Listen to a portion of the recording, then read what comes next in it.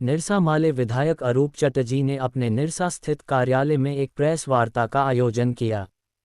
जिसमें उन्होंने निरसा को मिली एक बहुत बड़ी उपलब्धि के बारे में बातें साझा की। विधायक अरूप चटर्जी ने कहा कि निरसा वासियों के लिए बहुत बड़ी खुशखबरी है कि मेरी अथक प्रयास के बाद आज एमपीएल में वर्तमान में जहां 1050 मेगावाट के यूनिट चल रहे हैं, अब बहुत जल्द 800 के 2 यूनिट अतिरिक्त भी लगने पर सहमति लगभग बन गई है, जिस पर में कुल 1050 के अलावे 1600 मेगावाट के यूनिट बहुत जल्द धरातल पर उतर जाएंगे, जिससे प्रमुख रूप से यहां विस्थापितों की रोजगार संबंधित समस्या पूरी तरह से समाप्त हो जाएगी। जो विस्थापित अभी तक बचे हुए हैं जिनको एमपीएल में रोजगार नहीं मिला है, उन सभी को रोजगार पूरी तरह से मिल जाएगा।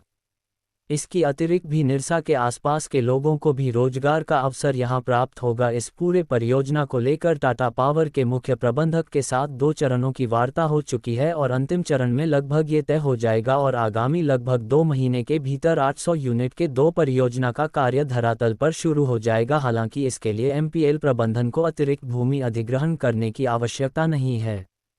एमपीएल परिसर में अधिकृत भूमि में ही ये 2 यूनिट आसानी से बन जाएंगे, जिससे निरसा वासियों को सबसे बड़ी उपलब्धि रोजगार को लेकर होगी और निरसा बाजार में भी रौनक बनी रहेगी।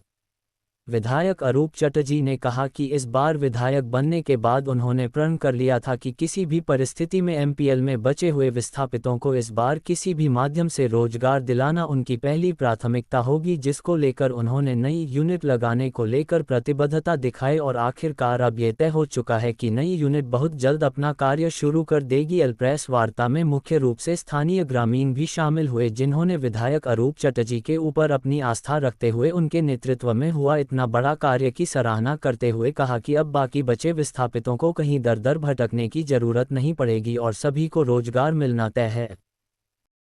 जो इंफ्रास्ट्रक्चर वाइज ये काफ़ी है जो एमपीएल अपने अंदर बाउंड्री के अंदर ही और भी 2 यूनिट लगाए। टाटा पावर के एमडी को जब हमने चिट्ठी दिया तो उसके बाद एमडी साहब से बातचीत भी हुई, काफ़ी लंबा बातचीत हुई और उसने इमीडिएटली यहाँ पर सर्वे करने के लिए एक टीम की गठन की है। हाई लेवल कमेटी यहाँ पर बनी है जो हम समझते हैं जो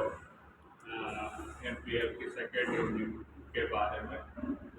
पूरी स्टडी करते हुए एमडी को वो रिपोर्ट करेंगे, टाटा पावर के हेडक्वार्टर्स को वो रिपोर्ट करेंगे। उसी के आधार पर टाटा पावर बोर्ड भविष्य में एमपीएल में सेकेंड यूनिट लगाने की प्रस्ताव को आगे बढ़ाएगा। तो ये निरसा के लिए बहुत बड़ी उपलब्धि होगी अगर टाटा पावर एमपीएल की जो साइट है उसमें सेकेंड यूनिट